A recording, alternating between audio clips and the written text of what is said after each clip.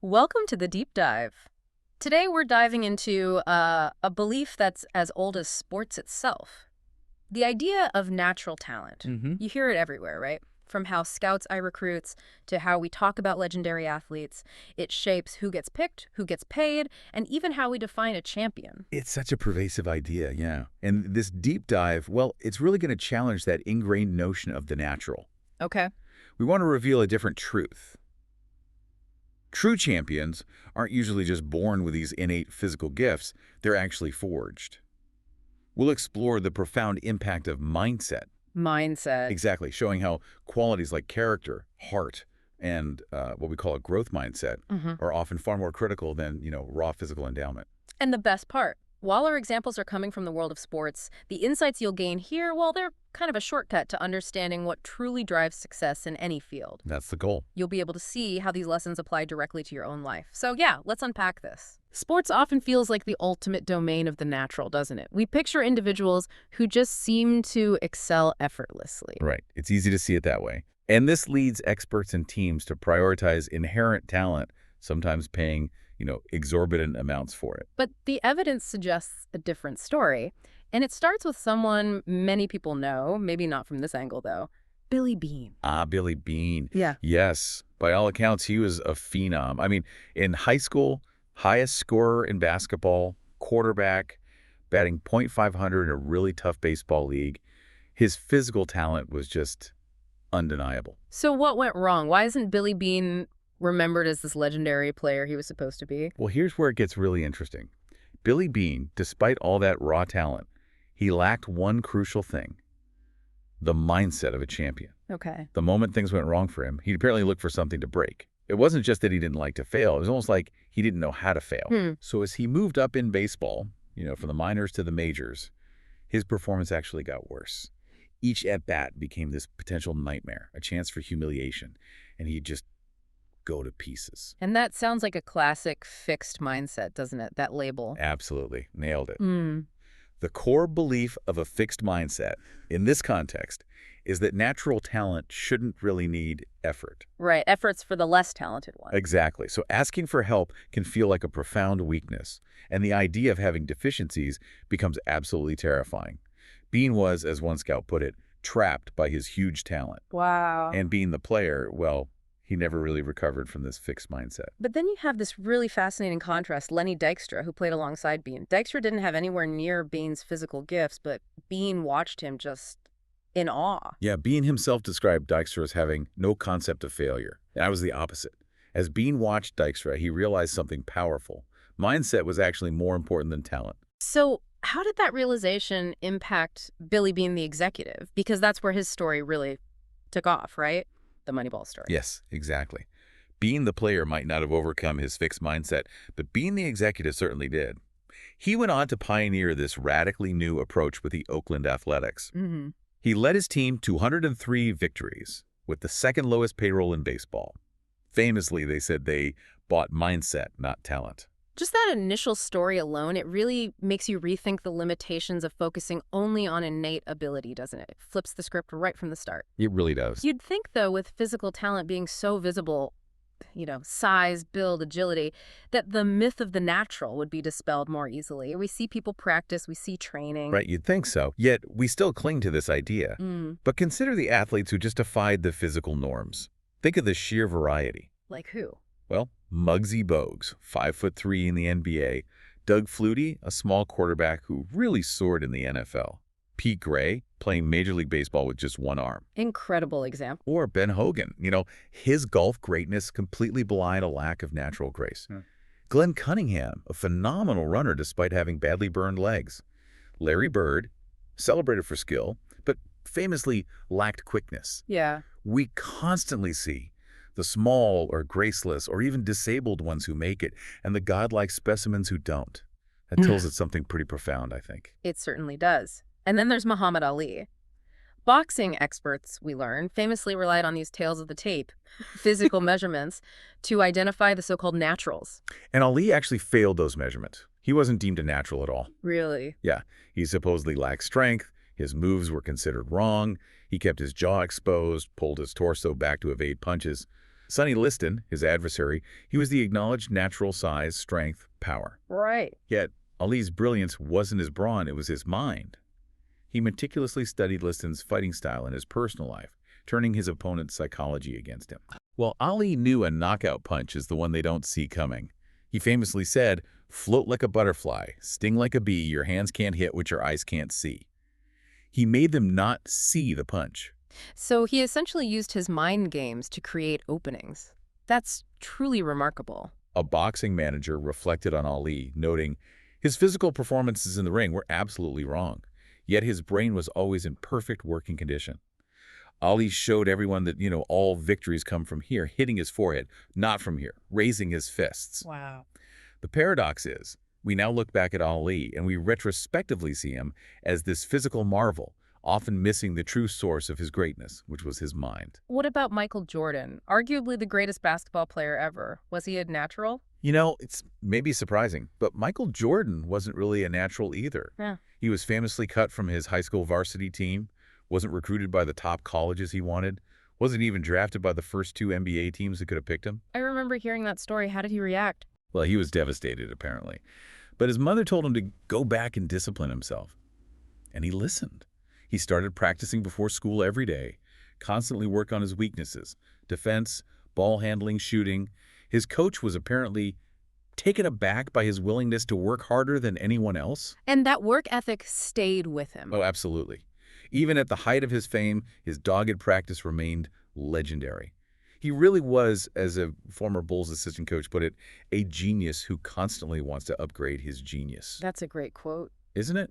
And Jordan himself believed the mental toughness and the heart are a lot stronger than some of the physical advantages you might have. Yet, like Ali, many people still look at him and just attribute his success solely to physical perfection. Okay, so Ali, Jordan. What about Babe Ruth? Baseball's Sultan of SWAT. He's often portrayed as this larger-than-life figure who just effortlessly crushed home runs, another natural. Well, let's dispel that myth, too. Right. Ruth was clearly no vessel of human physical perfection, right? With his famous appetites, the bulging stomach. And he wasn't a natural hitter initially. He was actually inconsistent. But his incredible power came from total commitment with each swing. And he had the ability to discipline himself. How so? Well, after a slump in 1925, he committed to getting in shape. This led to a huge resurgence from 1926 to 1931, where he batted .354, averaged 50 home runs a year. Veterans even resented him as a rookie pitcher because he wanted to take batting practice every single day. And Ty Cobb had an interesting insight into why being a pitcher might have actually helped Ruth's hitting, didn't he? Yes, Cobb argued that since nobody really cared if a pitcher struck out back then, Ruth could experiment at the plate without that intense fear of failure.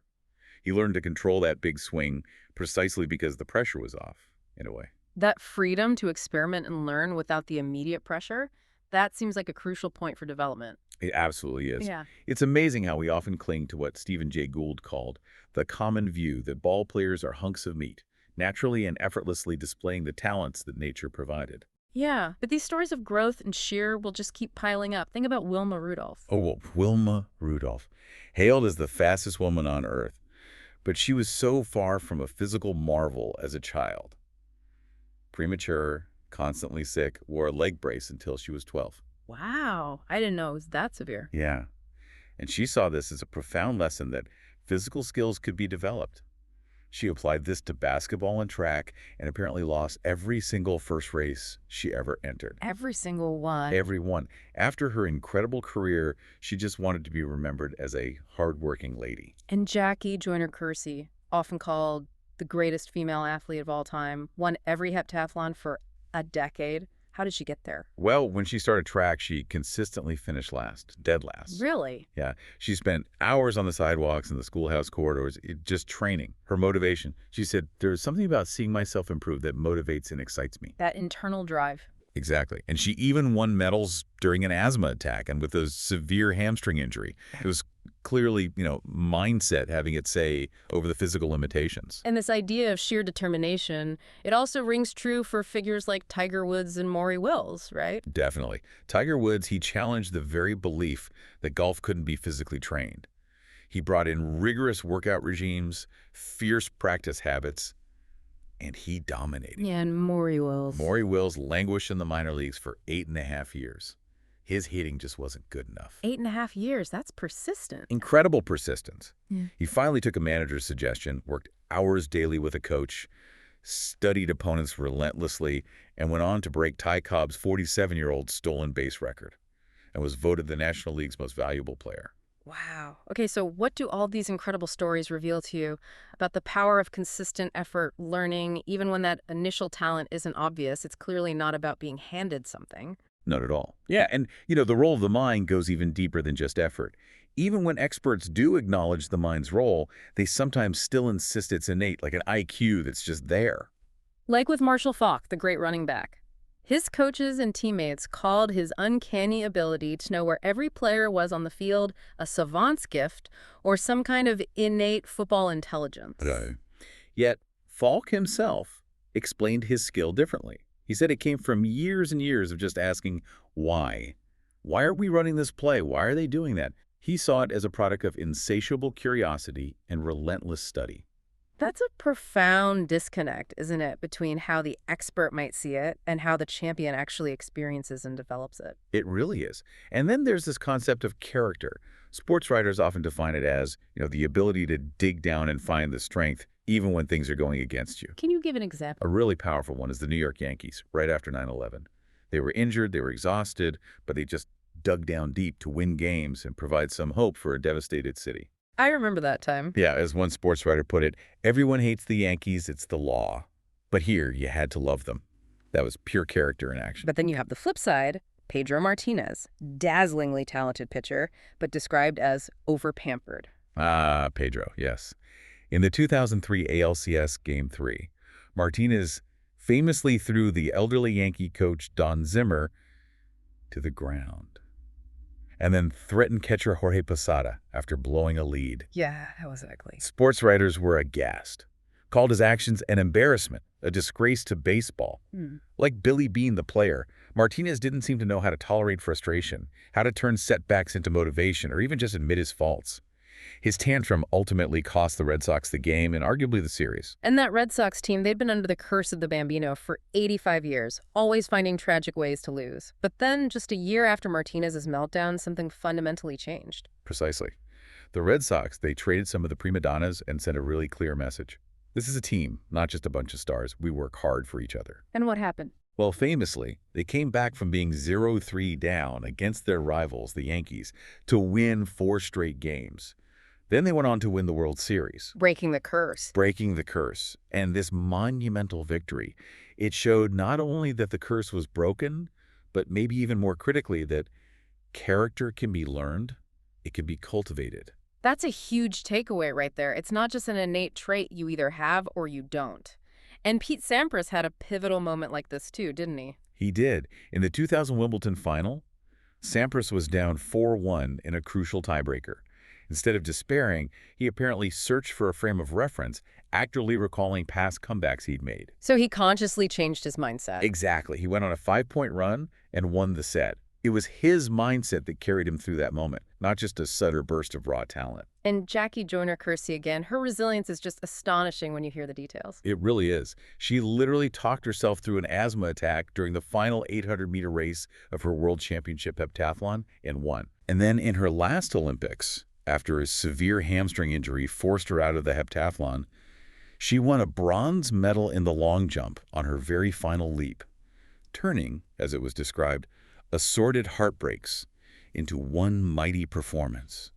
These aren't just physical feats, they are profound mental ones. So how do these stories change your perspective on how you respond to pressure and setbacks? It's clearly not just about the win itself, is it? It's about that response. It absolutely is. When we talk about character or heart or sheer will, we're really pinpointing that internal engine.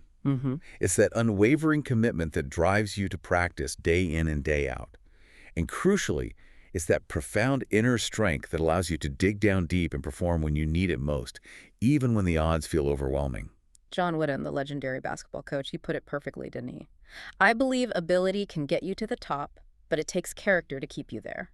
Such a great quote. And staying at the top, he meant, requires that continued hard work, not just being able to turn it on when you feel like it. Right. And research by Stuart Biddle and his colleagues on mindset and sports, it backs this up really powerfully. They found those with a fixed mindset, believability is just unchangeable. It requires that natural gifting. Whereas the growth mindset. Exactly. In contrast, those with a growth mindset believe that their athletic ability will improve with harder work. They believe success comes from learning techniques and practicing regularly. It's a fundamental difference in belief. So can we pull out some key findings from athletes who really embody this growth mindset? What's the first one? Okay, yeah. The first big one is that champions find success not just in winning, but deeply in the process of learning and improving. Okay. Jackie Joyner-Kerr put it this way. For me, the joy of athletics has never resided in winning. I derive just as much happiness from the process as from the results. That's powerful. Isn't it? John Wooden, too, found as much pleasure in preparing fully and playing near their highest level of ability as in actually winning championships. Even Tiger Woods, after not winning the Masters one year, said something like, "I squeezed the towel dry this week. I'm very proud of the way I hung in there." Finding satisfaction even when things weren't perfect. His ambition, he said, is to be the best me. And Mia Hamm. Mia Hamm similarly said, "If you walk off the field knowing that you gave everything you had, you will always be a winner." This contrasts so sharply with a fixed mindset, where success is all about validating superiority, and effort actually casts doubt on your inherent talent. Right, like effort means you aren't really talented. Precisely. That's a vulnerability. Okay, what's the second finding? The second key finding is that growth mindset champions find setbacks to be motivating, informative even, like a wake-up call. Instead of defining them. Exactly. Michael Jordan, after his brief baseball stint and the Bulls being eliminated in the playoffs, he learned you can't leave and think you can come back. That ain't the way it works. He embraced that failure, went back to practice, missed shots 100 times. Wow. When the dunk was outlawed in college basketball, Kareem Abdul-Jabbar didn't complain. He worked twice as hard to develop other shots, like his famous skyhook. That's a stark contrast to the fixed mindset, where setbacks feel like this permanent label. Totally. Think of John McEnroe, who famously couldn't stand losing, especially to friends. He even smashed a guitar once, rather than practice it. Or Sergio Garcia in golf, blaming his shoes as caddies, throwing tantrums. Yeah, you see that pattern. Okay, and the third key finding. Taking charge of success. Growth mindset athletes actively take charge of the processes that bring and maintain success. They own it. How does that look in practice? Well, Michael Jordan, as he got older, he compensated for declining stamina and agility by working even harder on every single aspect of his game. That made him arguably the most complete player ever. Tiger Woods views golf as a constant work in progress. His father taught him from a young age how to manage his attention, deal with distractions, manage course strategy. Woods himself affirmed, "I know my game. I know what I want to achieve. I know how to get there." He even managed his own motivation, right? Yeah, that's a great detail. He'd think of a young rival to push himself. "He's 12. I have to give myself a reason to work so hard." He's out there somewhere. It's this proactive approach that truly differentiates them. And this seems to extend to those around them, too, like Mark O'Mara, Woods' golf partner and friend. Yes, Yeah. that's a fantastic example. O'Mara chose to learn from Woods' superior play rather than feel diminished by it. And that actually turned his own career around later in life. That's the growth mindset in action, learning from others' success. Absolutely. It's the complete opposite of someone like McEnroe, who talked very little about working on his game, instead blaming little things or outside forces. He even admitted his tantrums were sometimes a cover for choking, but then he kind of wished someone else would do it for him, fix it for him. Right. In the fixed mindset, you just sort of look for your talent to carry you through.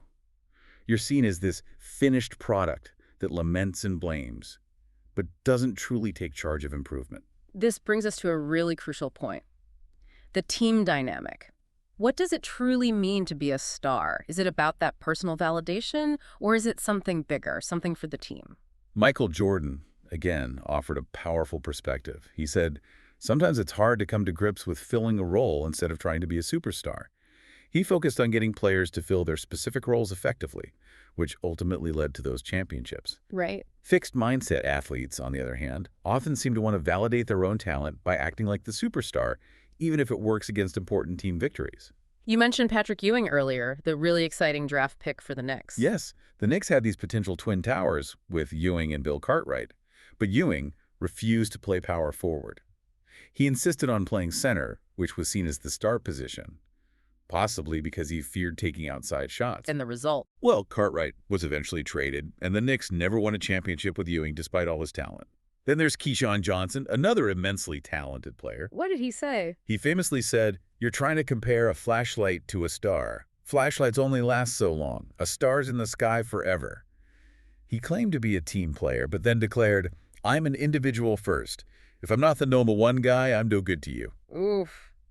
Not exactly team-first language. Not at all. And he was eventually traded and even deactivated. It's that I versus we mentality in stark contrast. And what's fascinating is that this applies even beyond traditional team sports. Even individual sports are, in a deeper sense, team sports, aren't they?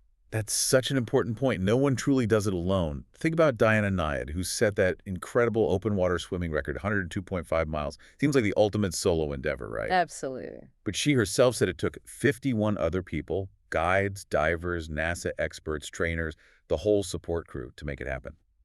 Her name is in the record books, but it was profoundly a team effort. That's a great perspective. And you can actually hear these different mindsets manifesting even from a very young age in athletes. We have two contrasting examples, Isis Tillis and Candace Parker. Right. Isis Tillis, a college basketball star at Duke. She apparently had a picture of her father, a former boxer, on her locker.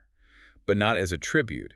It was a reminder of what she hopes she will never be, a nobody. Wow, that's intense pressure. It is. She saw winning a championship as absolutely essential to avoid being labeled a failure. She fell right into that somebody-nobody syndrome: win, you're somebody, lose, you're nobody. And her performance often failed to match her ability because she was focused on making these impossible, spectacular plays to impress rather than consistently developing her core skills. And Candace Parker, a different story. A very different story. Parker, a similarly gifted player, had a different upbringing. Her father taught her, if you work hard at something, you get out what you put in. Simple as that. She took initiative to improve, knowing nothing is promised. So she had that internal drive, that responsibility. Exactly. Her dad famously lit a fire under her once when she wasn't exerting herself in a game. And she responded by scoring 20 points in the second half. And just weeks later, their kind of mindset prophecies came true. Tillis's team lost in the championship game, while Candace Parker became the first woman ever to win the basketball dunking championship against 5 men. Amazing contrast. So bringing this all together, what does all of this mean for you, our listener, beyond just the world of sports? Well, it means that character, heart, the mind of a champion, whatever you want to call it, it really stems directly from the growth mindset. It's about focusing on self-development, self-motivation, and taking responsibility. True greatness doesn't seem to come from ego or getting caught in that somebody-nobody syndrome. Yeah. As John Wooden aptly put it, most of the so-called naturals aren't even remembered in the long run. So here's maybe a thought for you to carry forward from this deep dive. Are there sports or maybe even other areas of your life where you've always just assumed you're bad at it? Perhaps, just perhaps, you simply haven't put in the sustained effort yet with the right mindset. Or maybe something came easily to you for a while until you hit a wall, a real challenge. Right. Consider trying a growth mindset approach again. Really focus on the learning, the process itself, not just the ultimate outcome. And think about the champions we discussed today. How they approached setbacks, how they constantly sought to improve, how they truly took charge of their own success. What could you do the next time you face a challenge, big or small, to ensure you're operating from that growth mindset? Because the truth is, finding success in learning and improving, not just in winning, it makes any endeavor so much more rewarding, doesn't it? Both for you and ultimately for those around you, too.